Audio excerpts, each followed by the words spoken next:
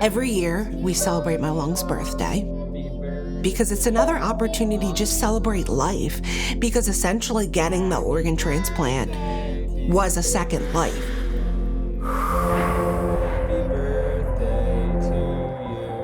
Being a teacher, you're there for everybody else's kids, and I wanted to put my child first and create those memories where I was there to see, the first time he was crawling and just being there for him every step of the way.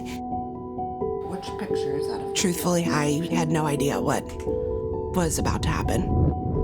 I tested positive for COVID. I remember standing up because I really wanted to take a shower. And that's when I had passed out. What's going to happen? How do I do this with a child? And that was the last time that I saw her before she went unconscious. There wasn't really a good plan at the hospital she was admitted to initially. They put me on their one ECMO machine that they had and said, we'll just kind of hope for the best, but it's not looking good. I kept calling to get information. They were treating me like a bad guy. They let me come into the hospital at that point, and I'm just there like screaming her name, Bree, Bree, please wake up. And they're telling me that she's going to die. I think that's when Phil kind of took over and said, if you can't help her, we need to get her somewhere where they can help her. Some of my family members know some contacts at Penn Medicine, and they said, give them a call. When a call like Brianna's comes in, it can be day or night on weekdays or weekends. Last night I was reading a book to my son at bed. I get a call and he'll say, do you have to take off? It sort of pervades into your personal life, but it's an honor to get to take care of these patients.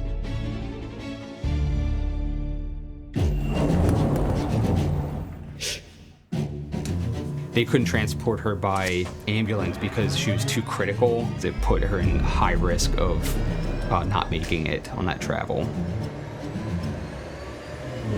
That helicopter ride was life or death. Brianna came to us and we had put her on ECMO, respiratory support. She was waking up. She was on an exercise bike. She was able to communicate some basic needs. But the longer you stay on ECMO, there's a lot of risks of complications. Her ECMO catheter started shutting down. It's kind of like a fuse, like on a ticking time bomb. That fuse was like down to hours. I remember when I talked to Phil, we had quoted him like an 80 to 90% chance of her dying on the table. But I hadn't given up. We had a really comprehensive game plan to save her, and it miraculously worked. And when he came out and he said, we did it, I ran over and we just gave each other a hug. All this weight kind of came off of my shoulders. I just could not believe that it actually worked. We have an actual chance here.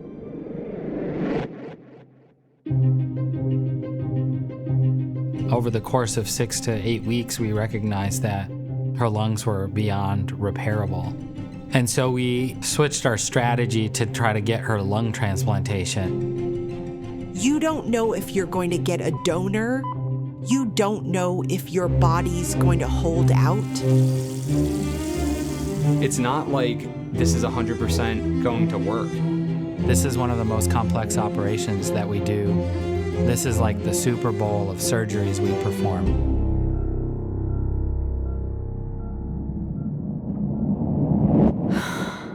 I remember taking that first breath.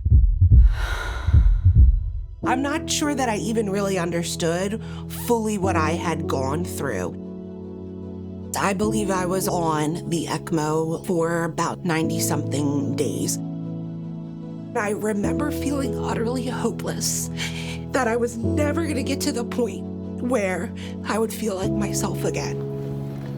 The nurses and doctors had so much patience with me. Girl, Bree.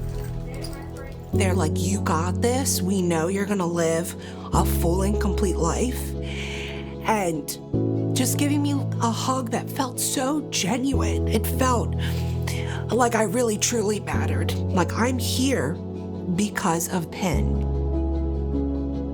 When I told my doctors I wanted to go back to the classroom, they kind of looked at me like I was crazy in the beginning. And I said, you don't understand. This is part of me, and this will help me feel normal. Here I am again. I made it. She sends me pictures of her son, Brayson, all the time. And it's just so nice to see, like, you know, this is why we do what we do. To Mommy's mom. For 6 months that we battled to not even know if she was going to make it, and to have her back is just incredible. The time that they have given me is just priceless. I cannot say thank you enough for the fact that I am able to just see milestones in my son's life, my husband's life, because I'm there, and I almost wasn't.